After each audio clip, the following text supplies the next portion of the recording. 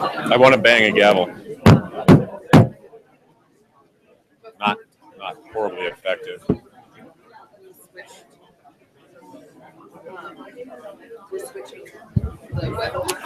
Ladies and gentlemen, let's get started again. Thank you. Please take your seats.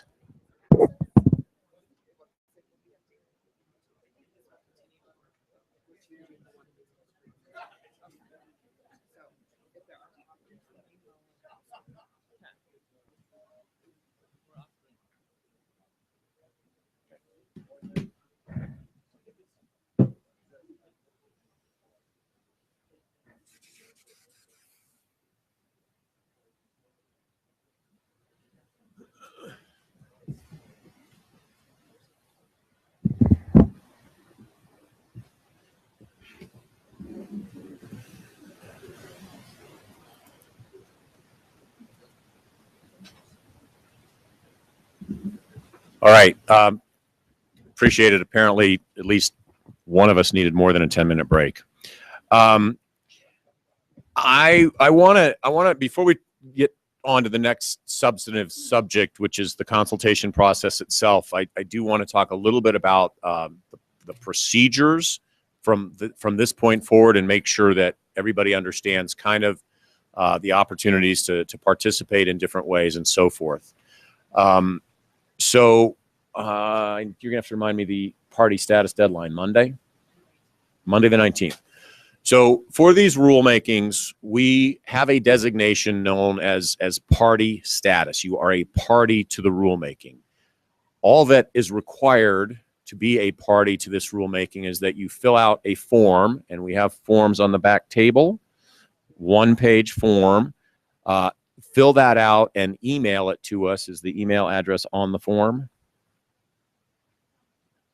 Okay, so online there's the form and instructions on our website.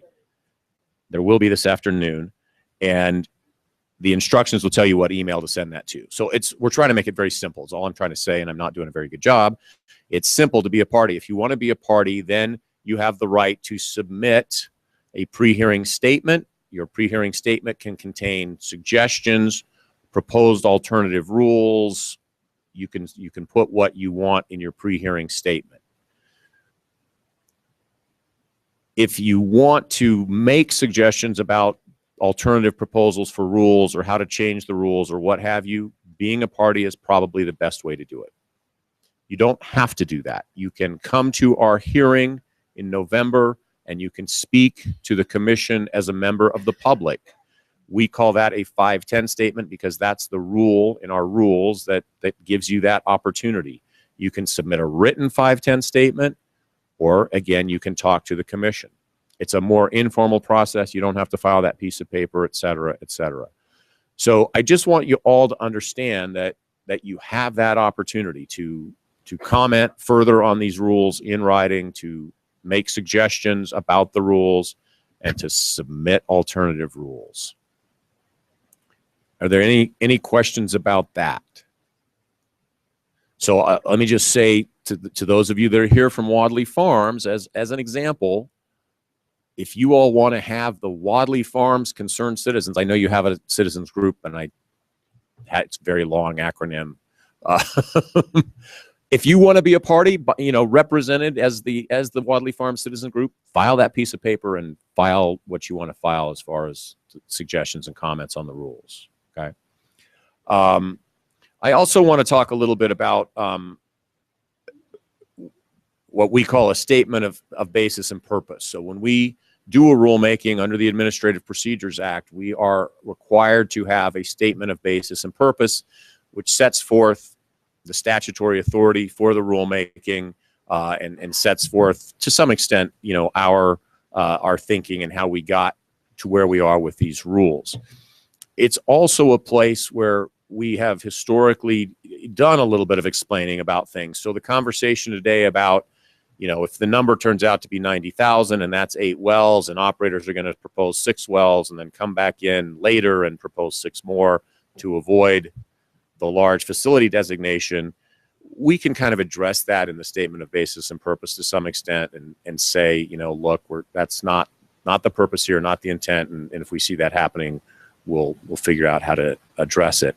So some of the conversation topics today we might choose to address in that statement of basis and purpose.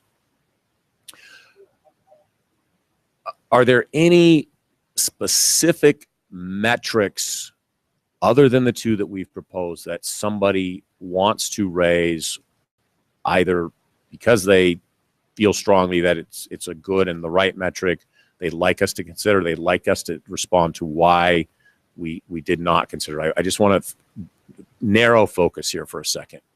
All the way in the back, I can't see whose hand that is. Ms. Harper.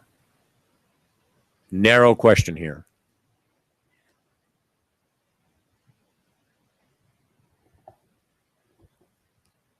Hello, I'm Amanda Harper, and I just want to say I'm concerned about something. The condition of approval on any site at any time has flexibility by the director of the COGCC. You said that, quote. And then going along with the statement of basis and purpose, which also leaves a lot of openings. I'm pretty concerned about those loopholes, and it depends on whether you're having a good day or not, maybe. And I feel like here there have been many people who have expressed concern and important details about things they're worried about, and that you've had a dismissive, cavalier attitude to them. And I don't appreciate it, and I feel like the COGCC has a lot of hubris around all of this.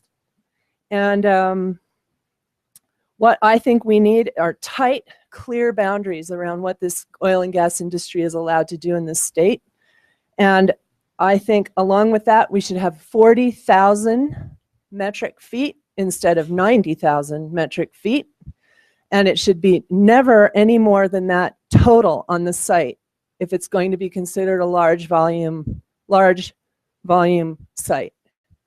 40,000. Thank you for that. I appreciate that number.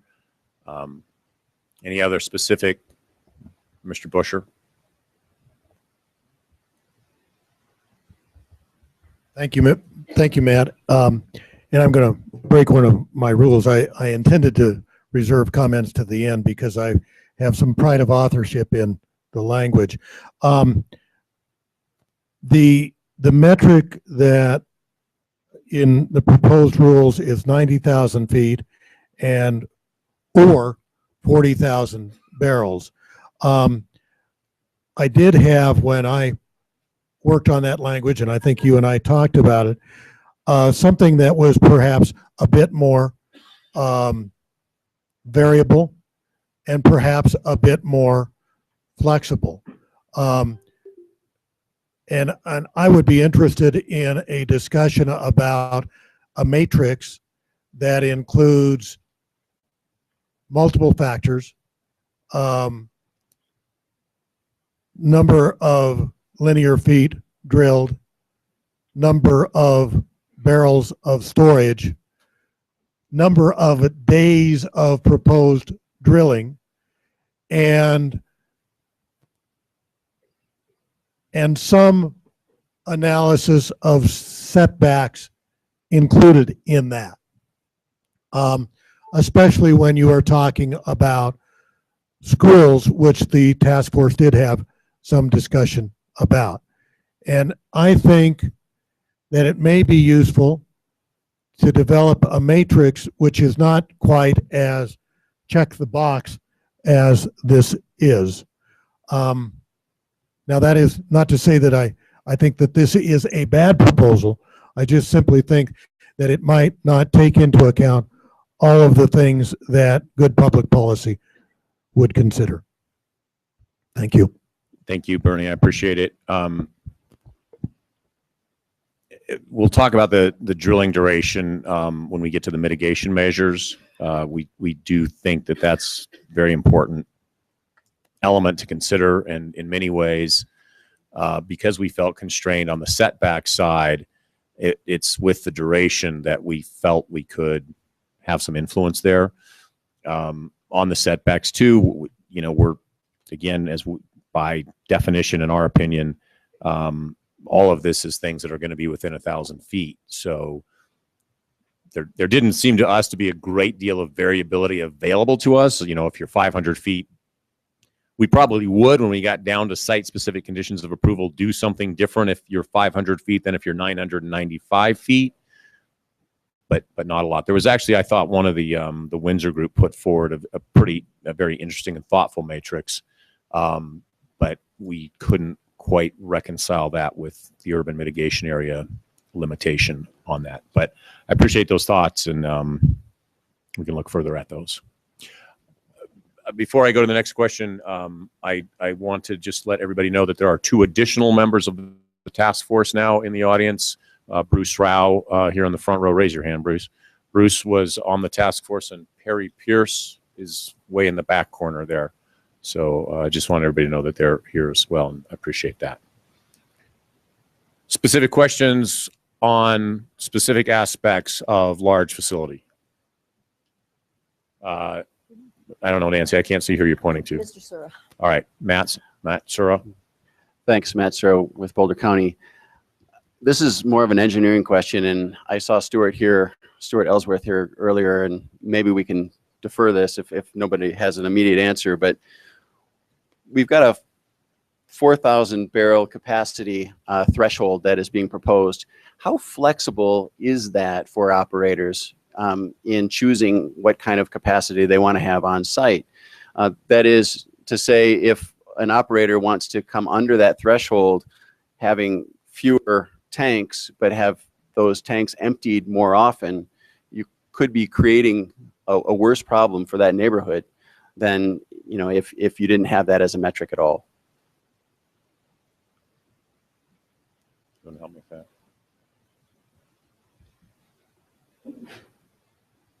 I am not an engineer, so I will try and answer it to the best of my ability. When it comes right down to the truck traffic, the ultimate number of truck trips is determined by the production of the wells, and whether or not they are storing that capacity on site doesn't change the net number of truck trips. It may change, as you mentioned, well, you said the frequency, but it's more the flexibility. So if they do have a smaller number of tanks, maybe they wouldn't have holding capacity overnight. So you'd have a truck at 2 in the morning. In the use of the number 4,000, I mean, we really did look at 2As and how many tanks per horizontal well we typically see. And we tried to pick a number that was conservative enough that it would be inclusive of sites and not exclude sites from this process. So I think to try and come under that number, our perspective is that would create operational difficulties for the operator that just simply wouldn't be worth it. Right. Now, I'm in addition to not an engineer, I'm not an operator, so I can't say that that's factual, but I can say that that's our feeling from discussions with operators. Thank you. All right, last question. We got to keep going here. Leslie Robinson, Grand Valley Citizens Alliance. And I mentioned earlier about not having a cutoff for a large number of wells, but also I would like the COGCC to consider not just one multi-well facility from one operator, but also multi-well facilities around a community such as Battlement Mesa, that it's the cumulative effect of many large facilities that impact the community, not necessarily just one large facility. Thank you. Thank you, Ms. Robinson. All right, we're going to move to the consultation process.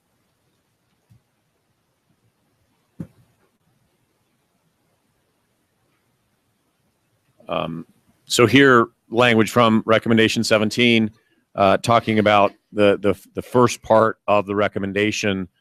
This would define and adopt a process for enhancing local government participation during the COGCC application for permit to drill process concerning locations for large-scale oil and gas facilities in urban mitigation areas. So our goal, as we interpreted that, was to create a process to enhance the participation of local governments during the process. That consultation process and the siting approval process, if you will, is limited to the local government in whose jurisdiction the facility has proposed to be located within. And I probably didn't say that well, and it's important, so I want to make sure we all understand. The requirement to consult with the local government and to attempt to reach an agreement between the operator and that local government about the location is limited to the local government on in whose jurisdiction the facility is proposed. So if the facility is proposed in Weld County, it's Weld County that you do this consultation and agreement. If it's in Erie, it's Erie. And then we want to be clear that we understand that some local governments may not feel the need or desire to enter into this process, and they have the right to opt out of it. I've said many times we don't have jurisdiction over local governments. We can't tell local governments what to do, procedurally with these things. So if they want to opt out, that's their right.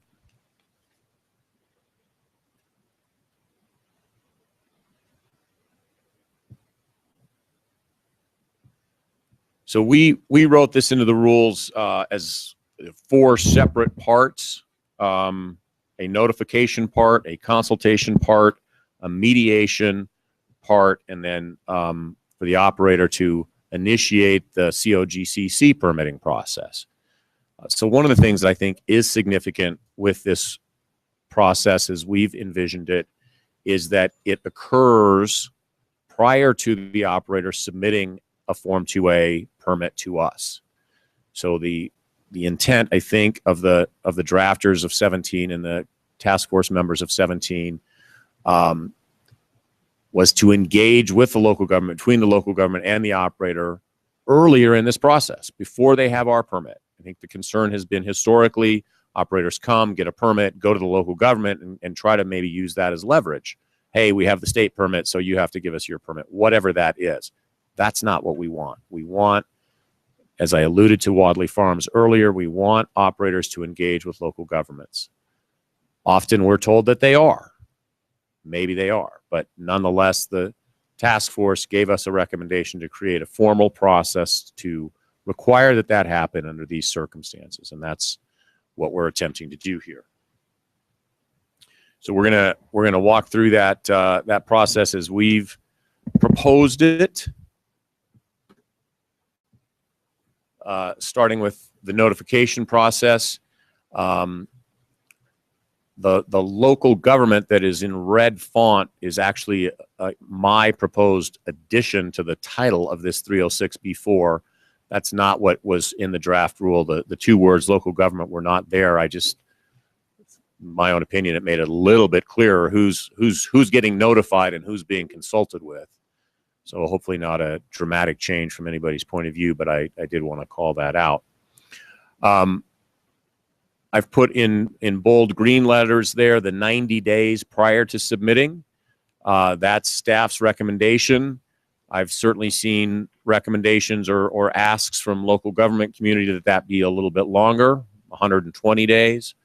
Happy to entertain questions, thoughts, comments about that number, whether 120 days is better and why.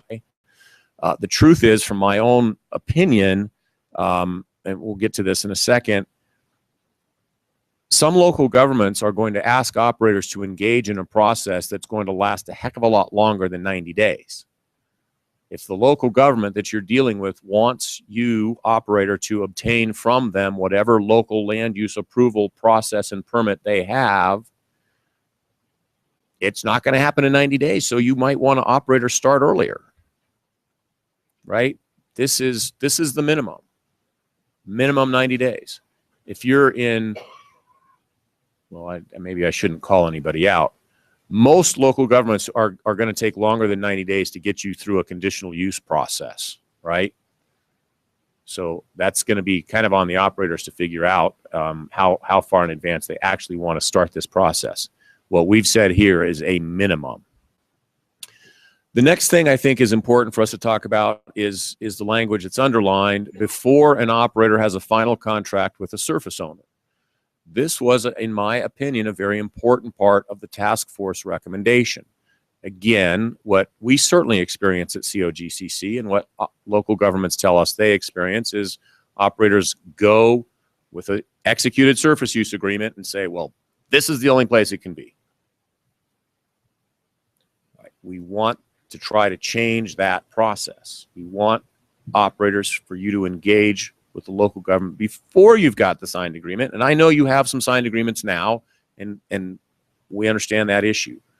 But on a go-forward basis, the idea is we're having these conversations earlier on before you have that final contract. Now, that said, as this consultation process goes forward, the surface owner is going to be given the opportunity to participate so that the surface owner can say, well, here's why I want it to go here. It's not random. So the surface owner can be part of these conversations as well.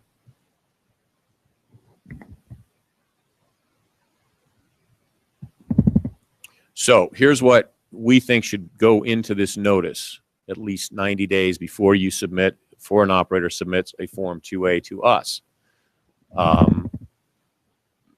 And again, we're happy to entertain other thoughts about what might be part of this notice. And we do have a suggestion from one of the local governments, or maybe it's a group of local governments that I thought had some interesting ideas as well.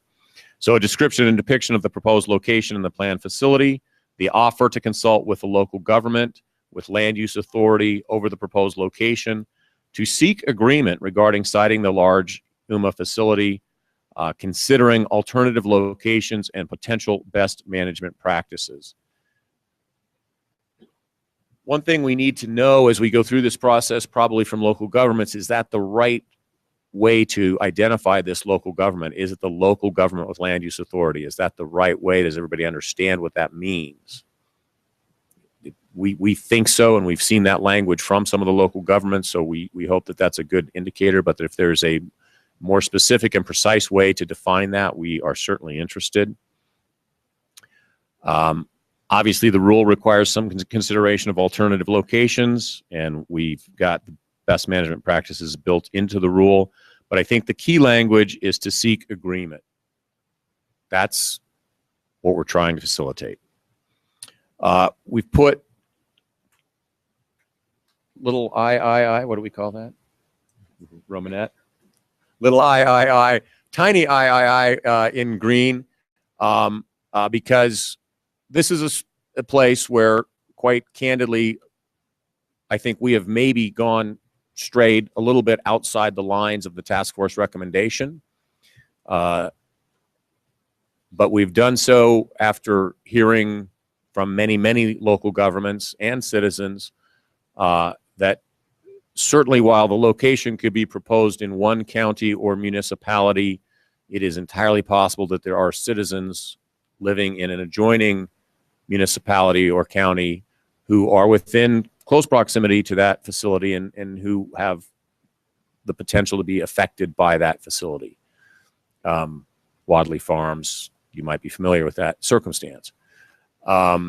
So we are proposing that the operator offer to consult with any jurisdiction who is within 1,000 feet of the proposed large UMA facility.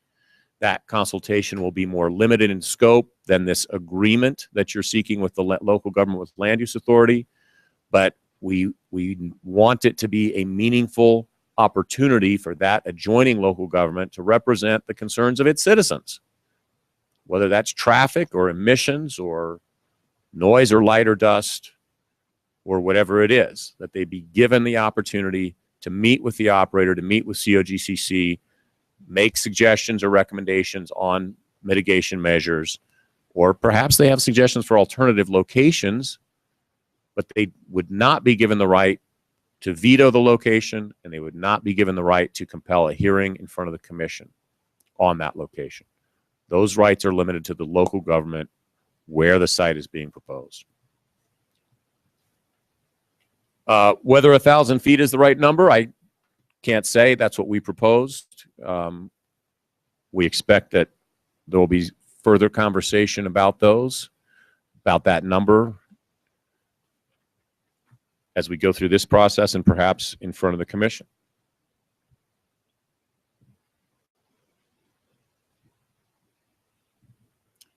So moving on to the consultation, it's an offer to consult. The local government doesn't have to accept.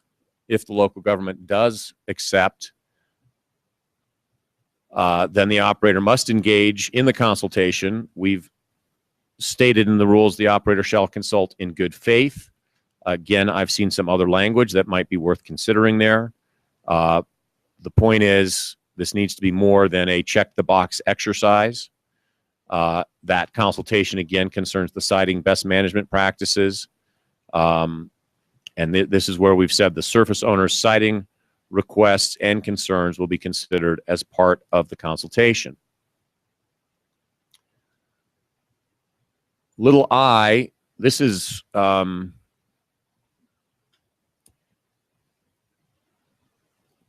important provision, and a provision that I have been led to believe that maybe is not as clear as it some of you would like it to be. So I've put in blue text what I think that means. What we've said is this rule does not prescribe any particular form of consultation or land use planning or approval process, nor does it limit or supersede any local government land use planning or approval process. What that means to us is what I've already said. If the local government, if their way to get to an agreement about this location is to have you obtain from them their land use permit, special use permit, conditional use permit, whatever they call it, if that's their process, that's what is necessary under this rule for you to get. Now, as with all things, I can think of hypotheticals, you can think of hypotheticals. If you've been engaged with the local government for 17 years and don't have the process, you don't have the approval, the process has gone on too long. Okay, it's probably substantially shorter than 17 years, but it's not 3 weeks or 10 weeks. It's what their process is. Mr. Perlman?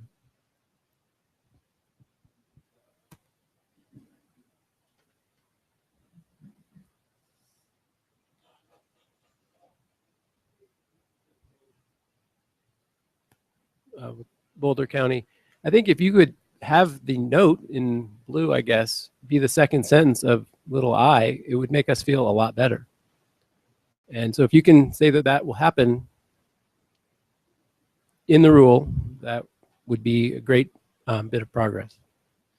Okay, could you put that in writing for me and submit? No, I'm just kidding. That language, I think, came from a proposal that was presented to us by, again, one or more local governments. I think that language is helpful.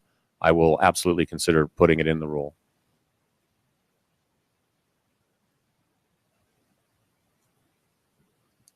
Questions, other questions or comments? Yeah, I think, sorry, that was Ben Perlman, who is the county attorney for Boulder County, and what he said, and if I misquote you, Ben, tell me, he would appreciate and like that the language that I have in blue be the second sentence to little I, that it be included as the rule, in the rule as the second sentence. And this is Tori Jarvis, Northwest COG, town of Erie. And I think that we would support that as well. And we would also ask you all to consider in what's already in the rule to say local government land use permitting approval process or operator agreement, just to be clear about that as well. We can talk about the operator agreement, and I think we do elsewhere. I actually don't want to confuse those two things in this particular sentence. If you have an operator agreement, you're done with the process. And I think we say that later but I'll talk about it. I'll Okay. think about that. We'll look at it Yeah. again as well. Any other questions, comments on that particular little I? Mr. Kramer? Dan Kramer, City of Longmont. I just want to second what Ben Perlman said. I think that that was a major concern of ours with this part of the rule, and that would solve a big portion of it. Thank you.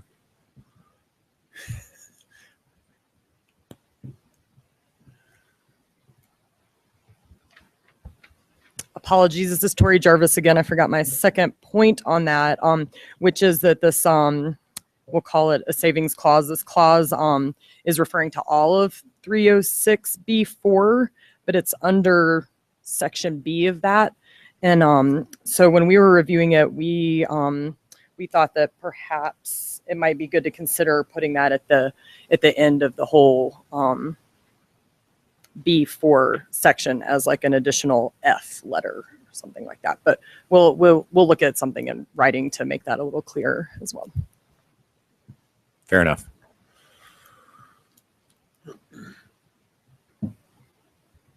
Hi, Kevin Galloway. Matt, we would just request on behalf of surface owners that they in large subset A be provided notice at the same time as the local government so that they can actually provide their own concerns over siting rather than under this subset, perhaps relying upon either the operator or the local government to voice that concern or their position.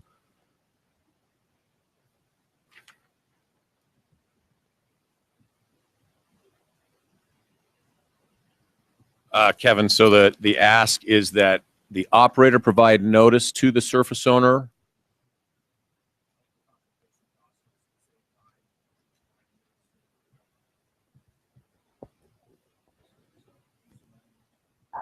Just the surface owner.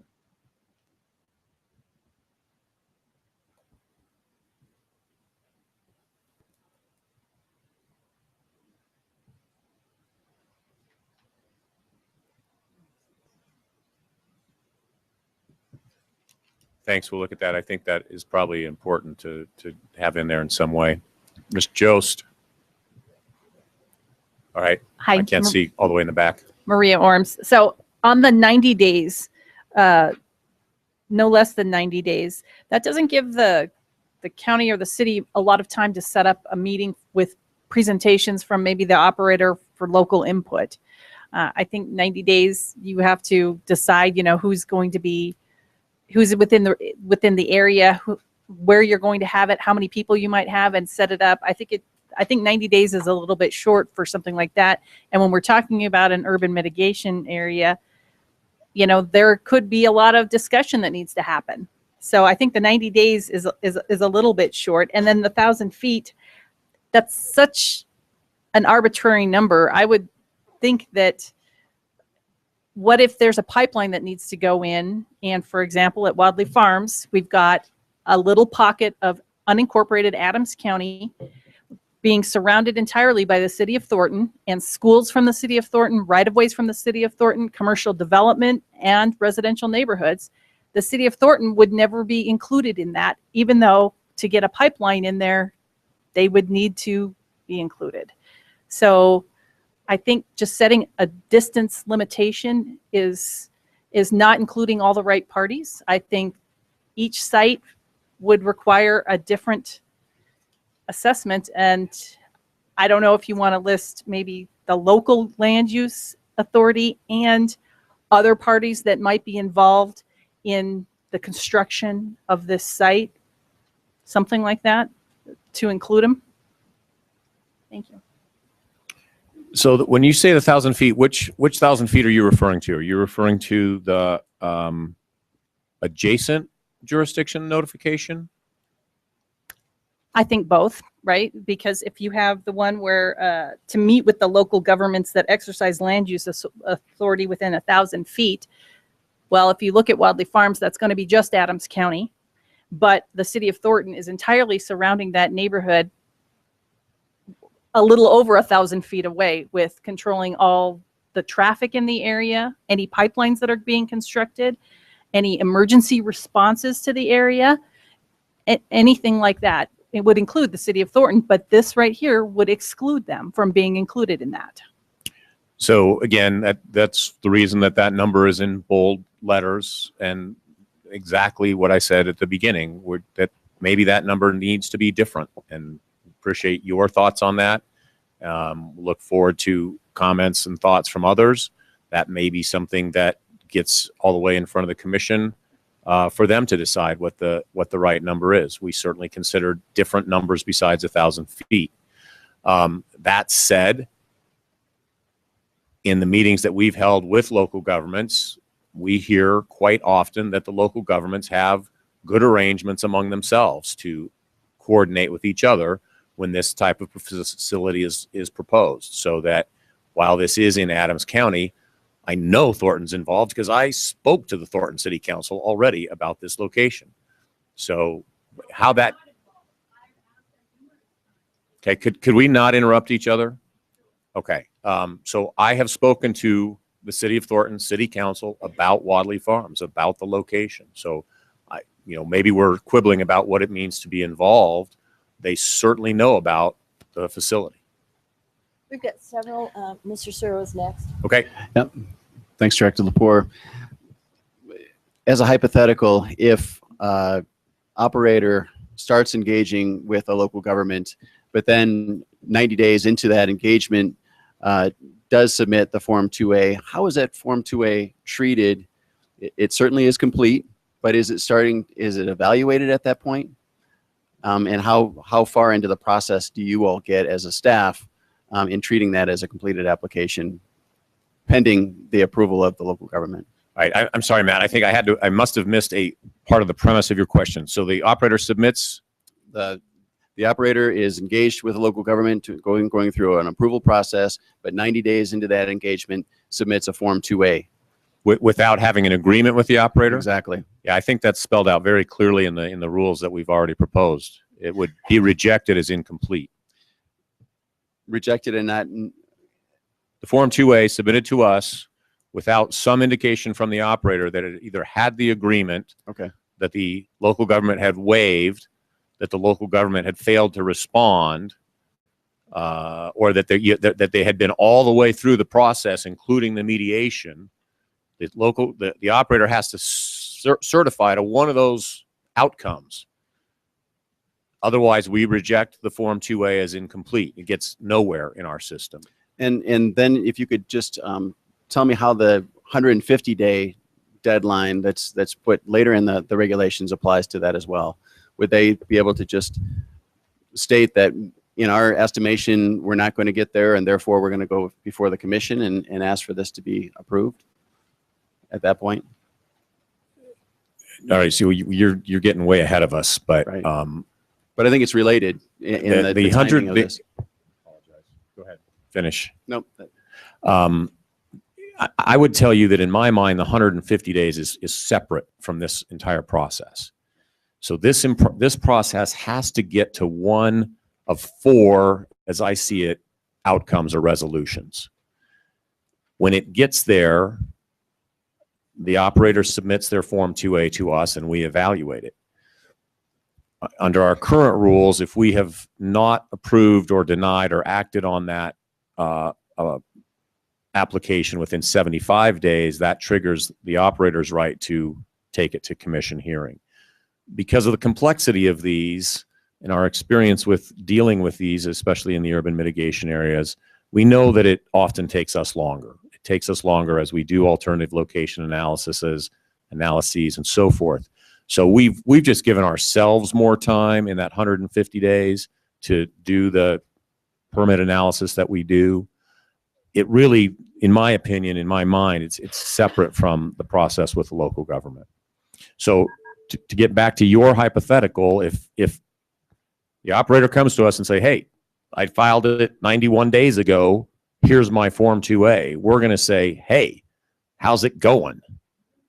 How's the process? Where are you in the process? What is the status? And that will determine what happens next. But from your hypothetical, they're not done. That process is not done. We reject the application as incomplete. Jamie, I don't know. I can't tell who's next. I'm just going to go. If All it's right. okay. I just have a quick. You can't go without a microphone. I have a microphone. Well, then you have to talk into it. Okay. So just a quick question and really clarification on the blue note up here. Yeah. There was some discussion about potentially utilizing that language for purposes of this rule. And I just want it clarified that the intent of that language is to apply solely to a large UMA facility, correct? Yes. Okay. That's my easy question. Thank you. I like easy questions. You can have another. Two items. Dan Johnston again. The first item is there some rationale for not having the buffer zone residents notified when the local government is notified? And I'd like to say in support of that, as you recently alluded to, the pace situation in winter has been resolved. It's been resolved very positively. It was resolved with the commission's help, and we are very appreciative of that. But we believe a major function of that was the citizen participation and involvement. By doing the buffer zone notice at the time the local government is notified, you can have that citizen involvement at the beginning of this process rather than much later in the process. Thanks, Dan. I think a really fair comment and good topic for conversation. So the rationale to start at that place is that there are two and they're related. One is our view is that this is now giving the local government the opportunity to engage in its process and engage its citizens. And there's a lot of language, I think, in the recommendation itself, certainly during the conversation with the task force, that what the local government is expected to bring to the process with the operator is the views and concerns of its citizens. So that's my first answer, is that this is the local government engaging with its citizens and bringing that feedback to the operator. The second part, less dramatic or whatever in my mind, is we don't exactly have a location at this point. We have a proposed location, and the conversation with the local government is, are we, possibly moving it? We're looking at alternative locations. So, certainly we could have a rule that said you have to notify the folks within 1,000 feet of the proposed location. And then what happens if that location actually changes? Do you then go notify the other 1,000 feet? Our experience is that local governments often notify citizens in a much wider radius than 1,000 feet. Our rules, because we have authority over the operators, we put that burden on operators. We went through a long setback hearing 2 years ago, 3 years ago, and 1,000 feet was kind of what we came up with in terms of notice to adjacent owners.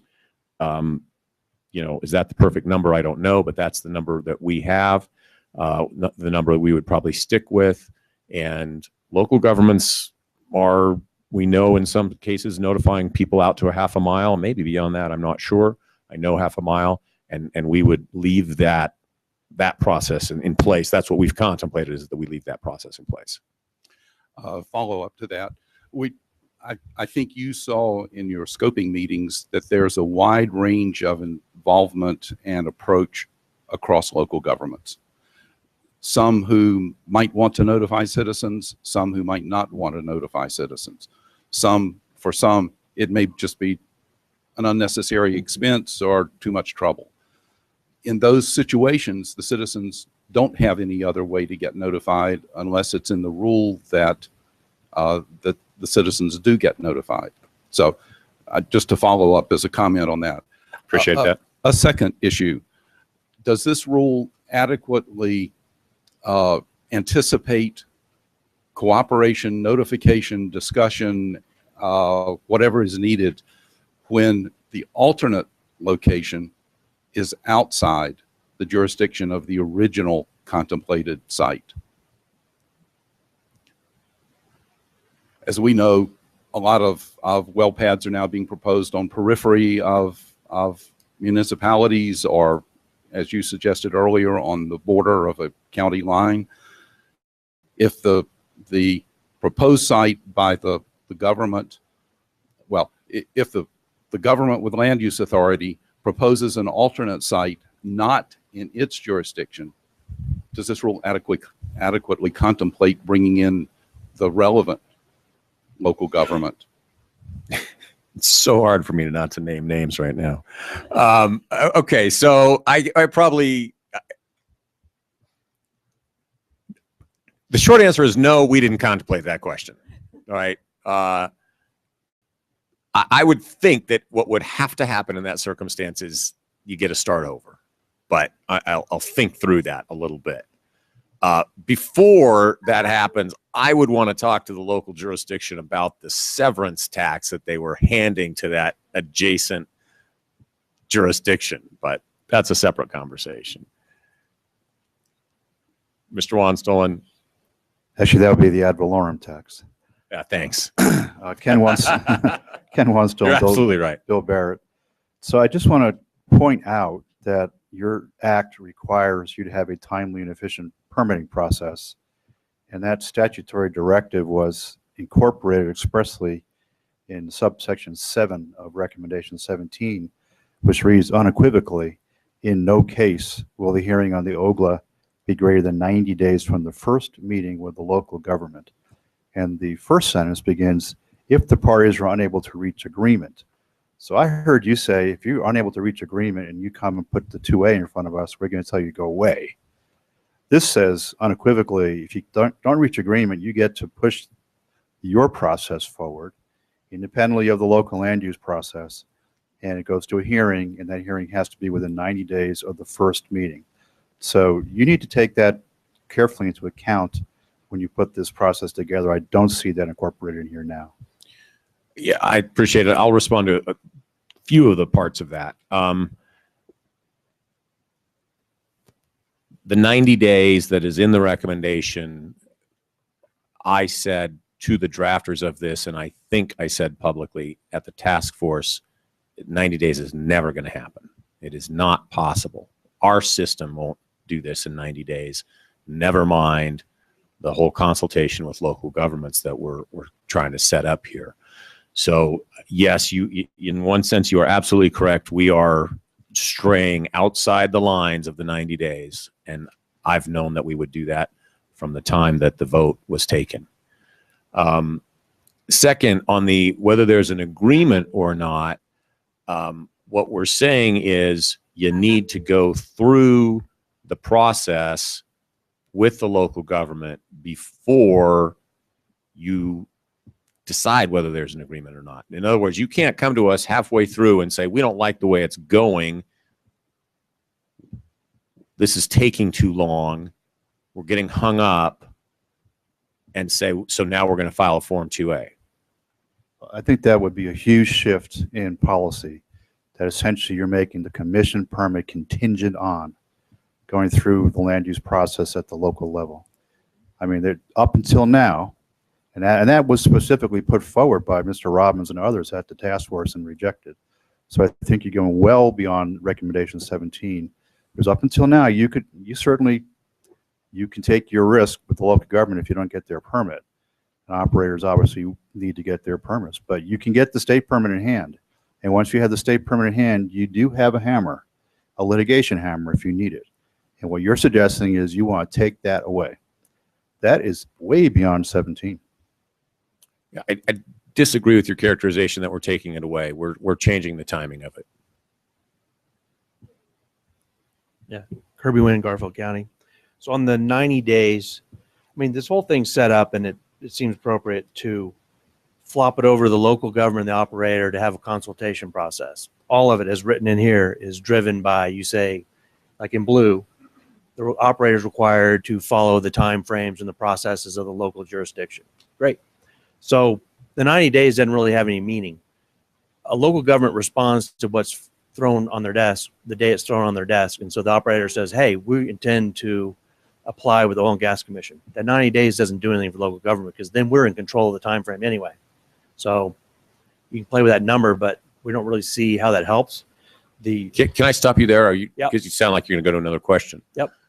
Yes. I think you're exactly right. And that's what I tried to say at the beginning. If you know from experience that Garfield County, since you're the one speaking, is going to say, the only way we get to agreement here is you get your special use permit from us.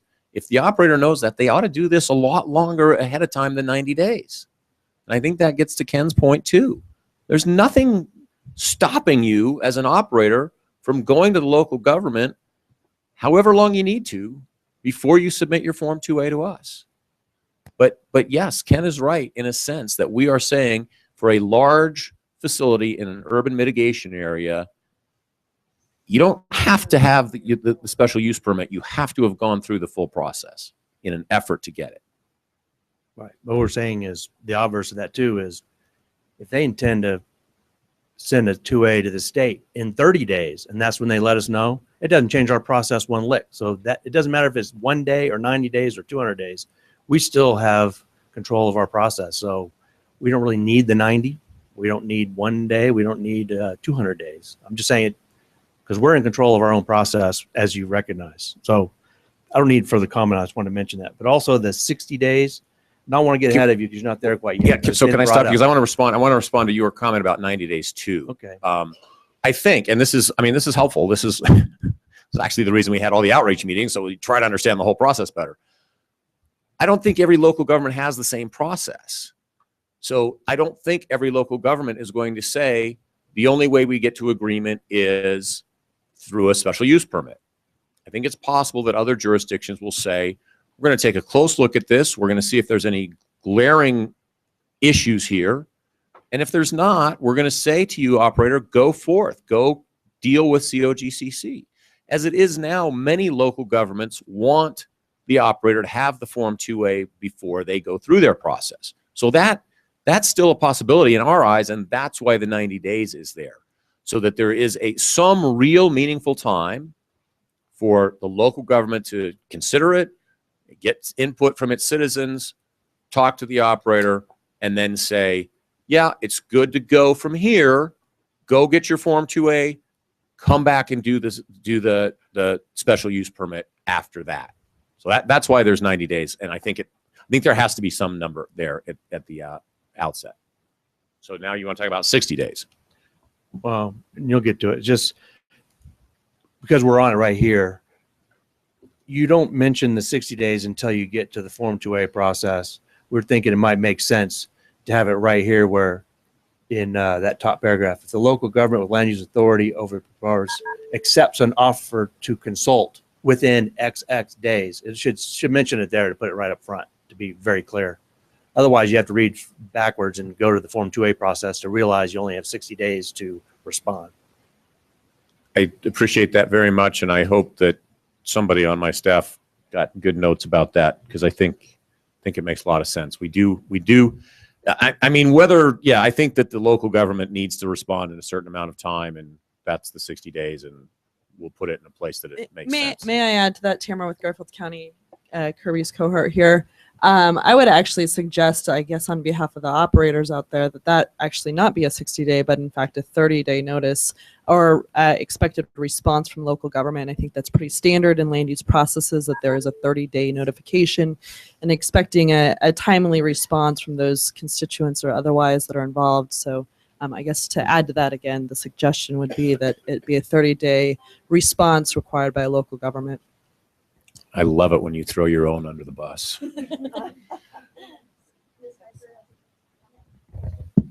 Hello, Amanda Harper again.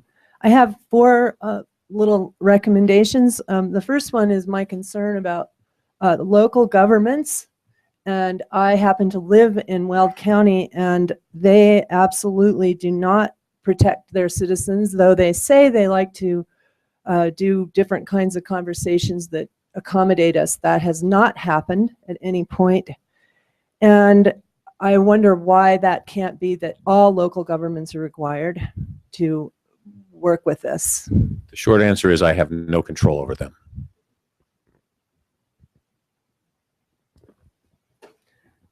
Okay. Then the other one I wanted the adjacent part. And it has to do with the feet, 1,000 feet. I think it should be 1 mile. That people, the citizens around any kind of facility that's large scale, there should be 1 mile around that for contact of citizens and of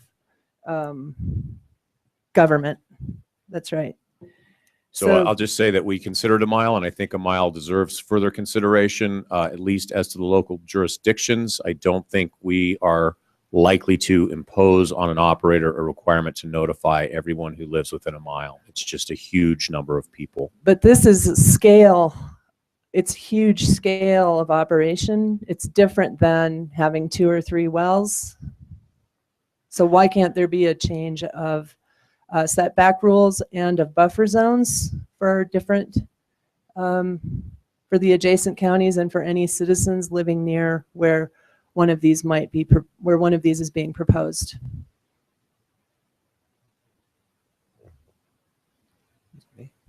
Is that everything? Did you have an answer to that? I feel like I've answered those questions previously. Well, I'm proposing 1 mile. Thank you. Yep. Dan Kramer, City of Longmont. You said something a minute ago that I thought was clearer than you said it. When you said it, than it actually was in the rules. So I was hoping you could incorporate that a little bit better. That was that the way you determine whether there's agreement or disagreement between the operator and the local government is if the local government has a land use approval process they're requiring the operator to go through, the outcome of that process. One of our concerns when looking at the draft rule without hearing you say that was that the operator will be able to quickly say, it doesn't look like we have agreement. We're certifying to the COGCC. We don't have agreement with the local government.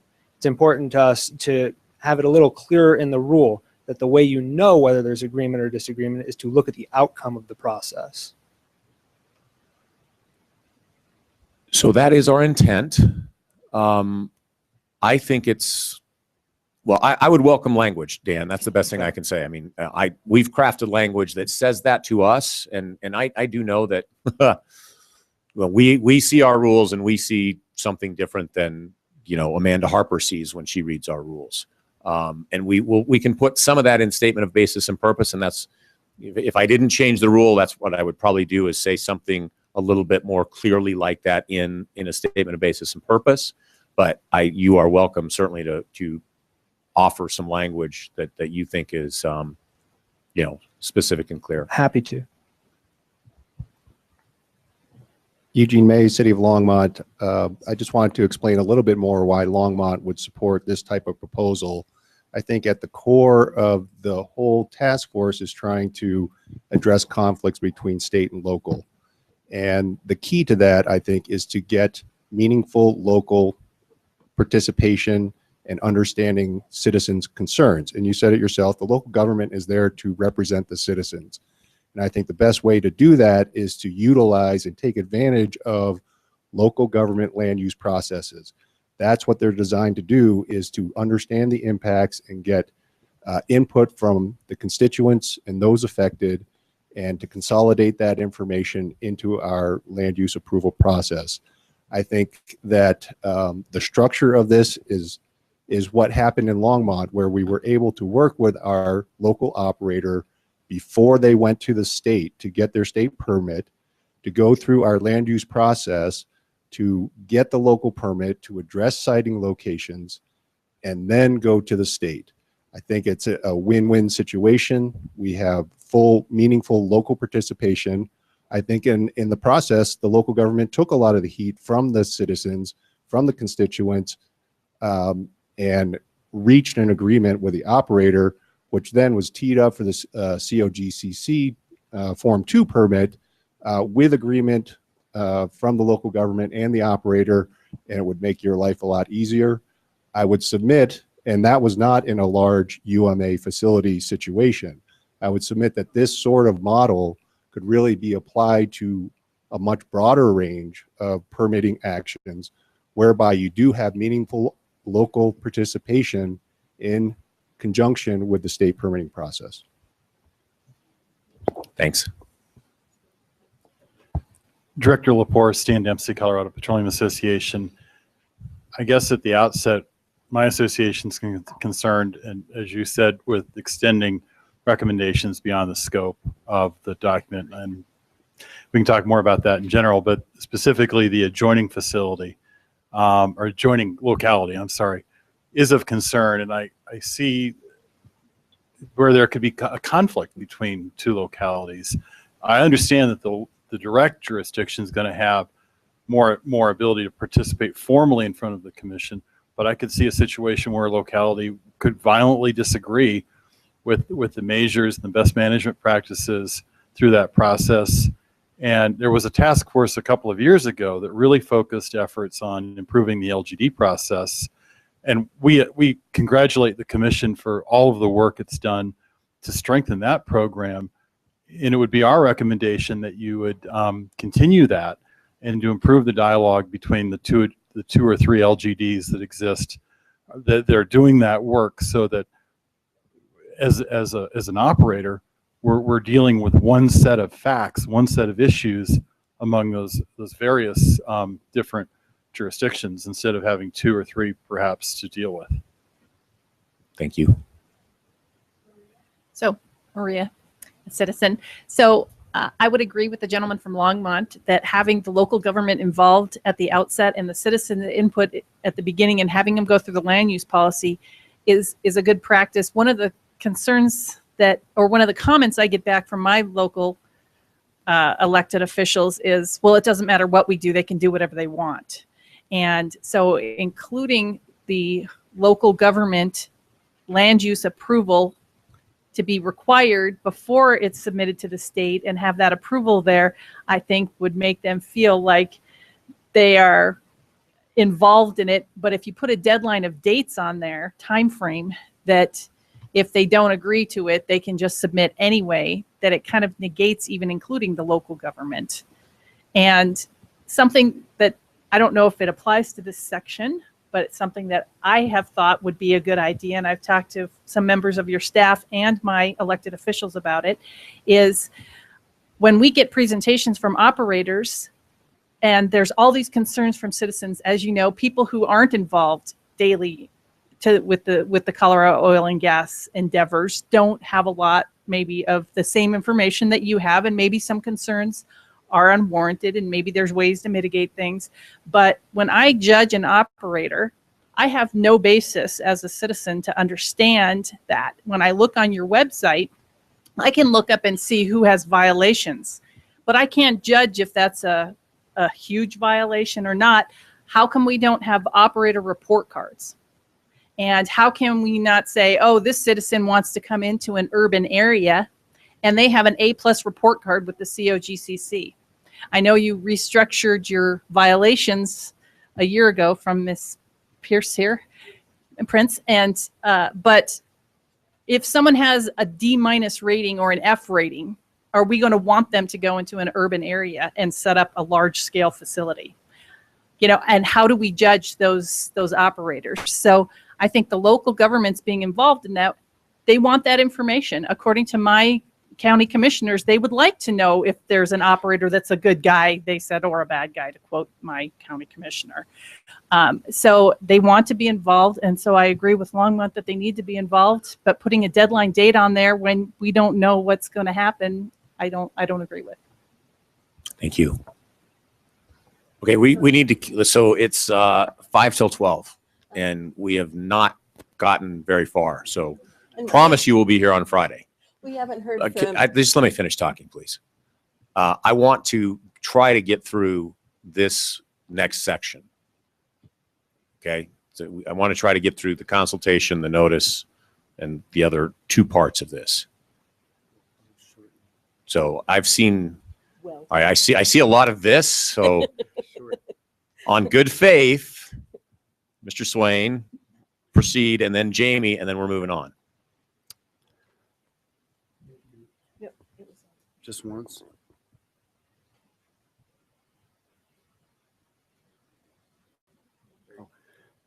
Thank you, Troy Swain, Weld County Oil and Gas Liaison and LGD.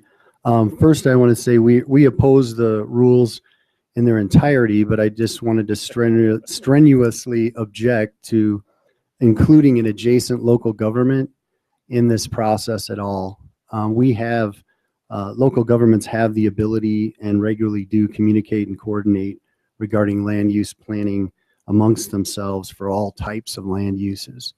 So it may not be to everyone's satisfaction, but we do coordinate amongst ourselves, and we would object to including any kind of adjacent local government notification, and definitely object to distance. Thank you. Thank you. Okay, very quickly.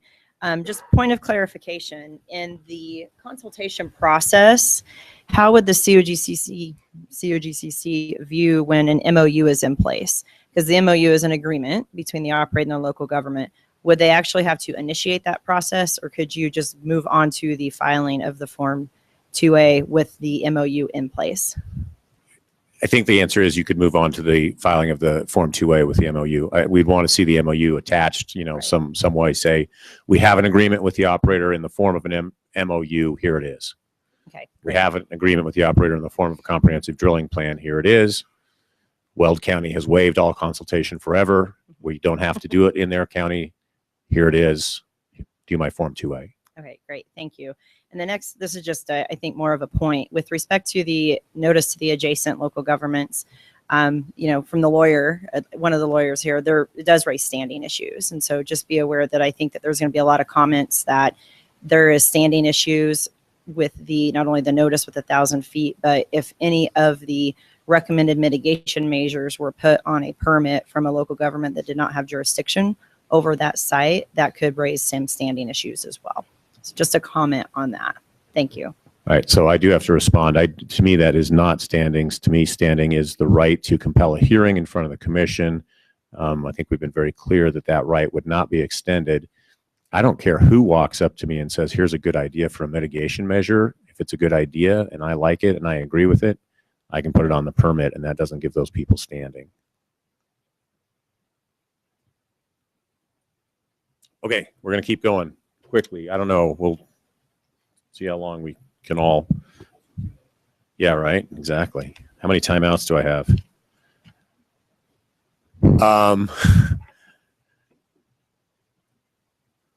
So I don't think little II bears much comment. We will participate in the consultation process at the request of either the local government or the operator. That seems to make pretty good sense. The operator will notify the surface owner of the lands in which the operator proposes to locate a large facility of the local government consultation. There was a suggestion here that sort of happened earlier on. I will certainly give that consideration some thought. At the surface owner's request, the operator and director will meet with the surface owner regarding the proposed siting. And here again, an example where I can't tell the local government to participate in that meeting, but it certainly makes sense, and we've left it to their discretion as to whether or not they want to participate.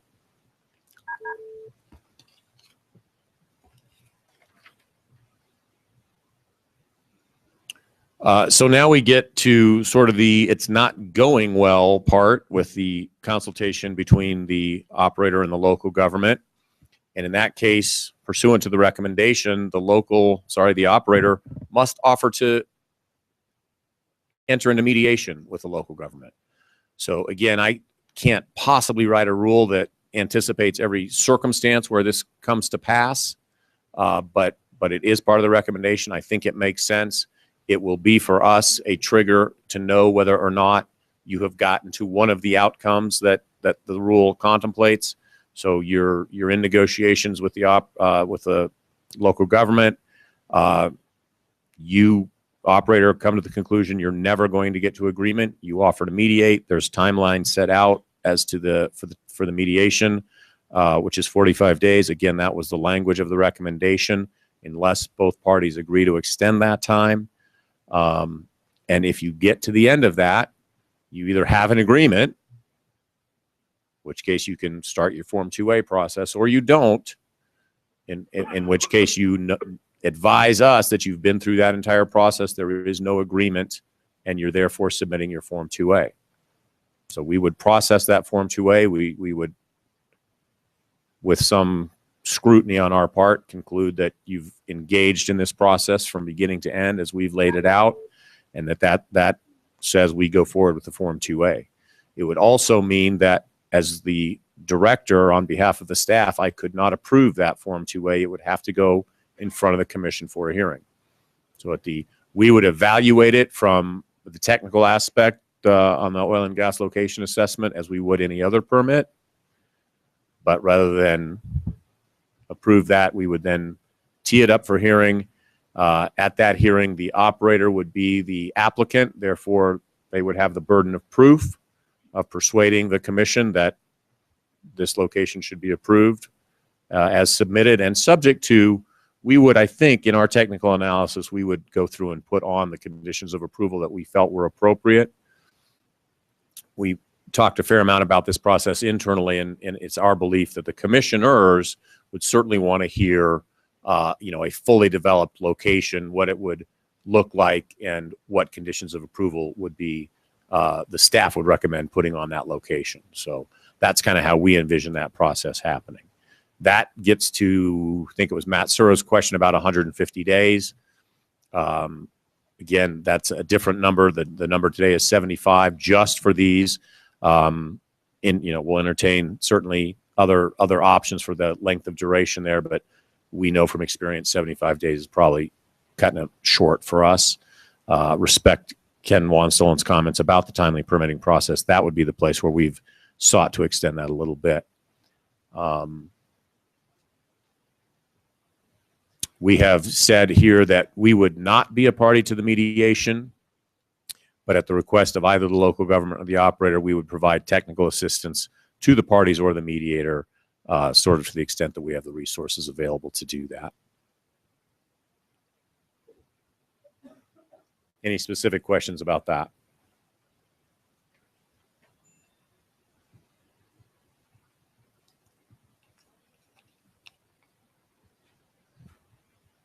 So I have 4 slides on initiating the Form 2A process. Matt, just. Oh, sorry. I did have one quick question for you. Yes, Mr. Neslin. Dave Neslin. So under small Roman I, I'm sorry, this was your mediation slide. I guess I'm back to slide. There you go. If the local government operator unable to reach agreement, that's the point at which the mediation's triggered. People might have different perspectives on what that means or when that occurs. This all occurs within the 90-day time frame set forth earlier for triggering consultation before you submit the 2A? Yes, with this caveat, Dave. Again, and so I think your first point is the right point. When do you throw in the towel, or when do you say we have to go to mediation? Right. And this is the part of this rule where we're regulating behavior and we just love it, like we're going to be the ones that decide that. But we're not going to take the operator's word for it out of the first box. We're not going to, we're going to go talk to both parties and say, what's going on?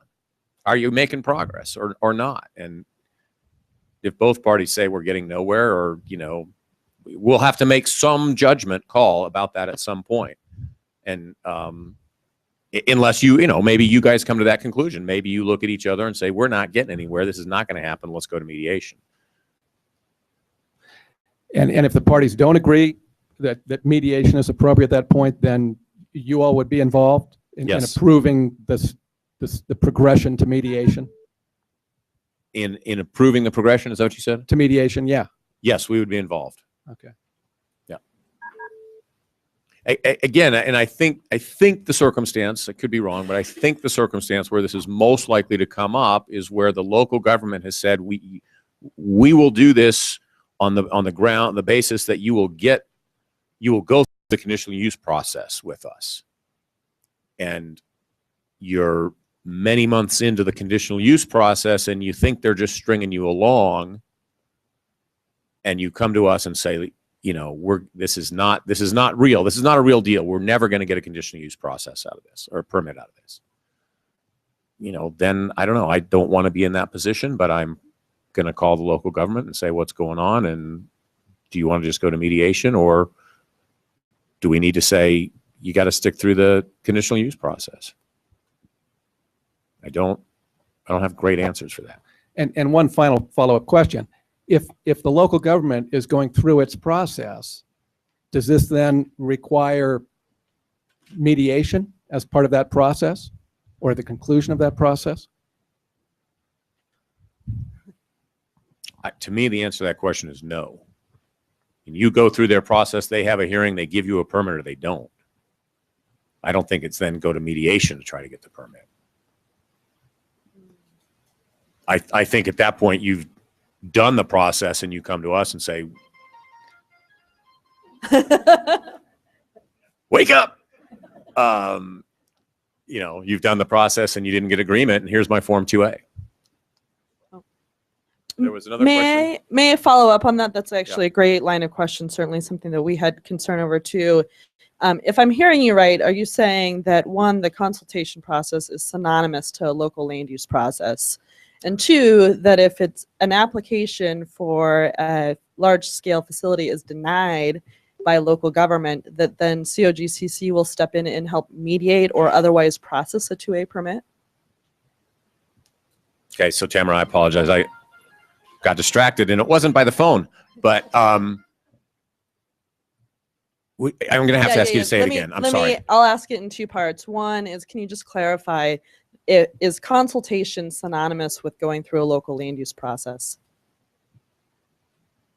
At the choice of the local government, yes. Okay. If Garfield County says, here's how you get agreement from us on a location, a large OMA location, you get a special use permit from us.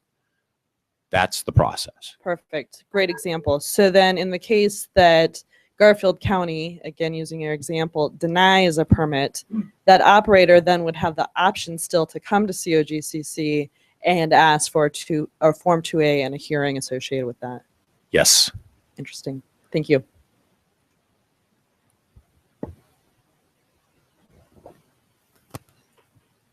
Okay. I would like to press on and get through this B4E, initiating the Form 2 process.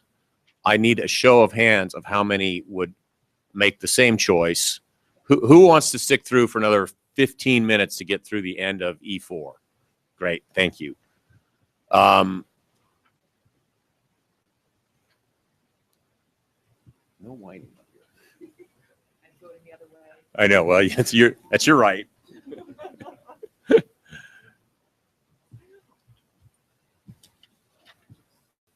Okay, so I think this is not that complicated, but then I think that about a lot of things, and I'm wrong again and again.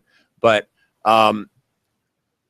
we've talked about sort of there's 4 outcomes of this consultation process, and each of those 4 outcomes basically gives the operator the green light to go ahead and submit their Form 2A for us to evaluate. The first one in little I is you reached agreement. Hooray! We don't dictate how that agreement comes about. The agreement, again, Weld County, drilling is a use by right. Pretty much you got an agreement. Erie has negotiated an MOU with an operator on a certain number of sites. They've got an agreement on those sites. So there's different ways you could have that agreement, or essentially also number 2 is the local government has waived the procedures put forward under this rule. In either of those cases, submit to us your Form 2A with a certification that that's the circumstance. Okay. The third outcome potential, and there was a suggestion that we move this earlier in the rule, and I think that is a good suggestion. The third outcome is local government didn't respond. Okay, so you did your 90-day notice. 60 days went by. I know you were diligent, operator, and called them and said, hey, are you going to do anything with that 90-day notice? No response. Fine. 61 days later, submit your Form 2A. With that certification, we'll process it. Let's see, I need to advance the slide. I'm just whipping right along here. Lot of words. Somebody read that out loud for me.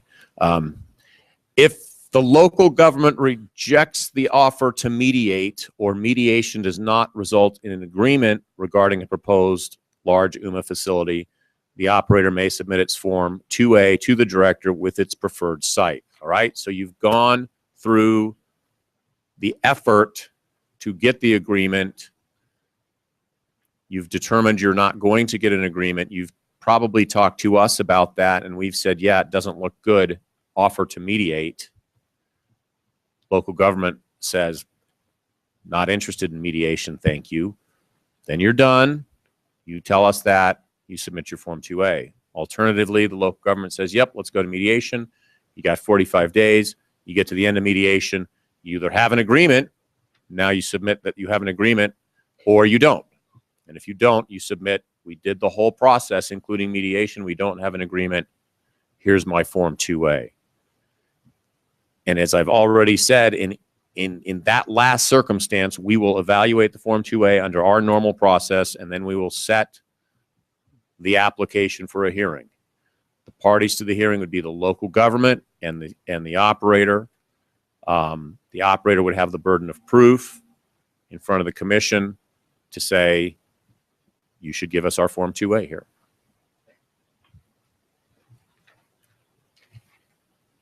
And then the very last part of this subsection is, this came up earlier, sorry, we will reject as incomplete a Form 2A submitted for a large UMA facility if we don't have a certification from the operator as to one of these four outcomes. The red language I inserted, I think, last night, because I think that was one that needs to be in there. We have to have the opportunity for the did not respond outcome, which we just overlooked. So that's why that's in red. So that this gets back to a much earlier question by Matt Sura, what happens if, and the answer is it's not complete and you go start over. Mr. Kramer.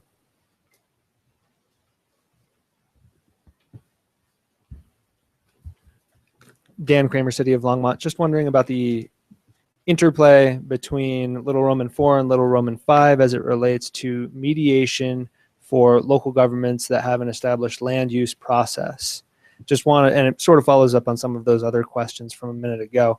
If the operator says very early on in the land use process, hey, why don't you just mediate? We'll figure it out that way. We say, actually, we need you to go through the land use process in order for us to reach some sort of conclusion. We want to make sure that the way 4 and 5 are written, what this means is if we say, no, please go through the land use process rather than mediation, that doesn't suddenly render an application complete. In other words, they still have to go through the land use process before the application is decided to be complete and either gets approved by the director or moves on to the commission for a hearing.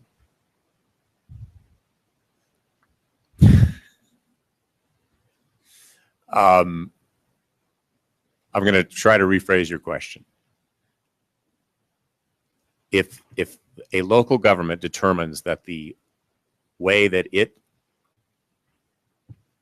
will agree to a site location for a larger urban mitigation area facility is to go through its local land use process and either issue or not issue its special use permit, whatever you call it, then that is what the operator will do or must do before it submits a Form 2A to us. Otherwise, it will be rejected as incomplete under little 5 there. Which means they can't even move on to a hearing. It's incomplete. Right. Doesn't make it into the queue, as it were. Thank you. Yeah.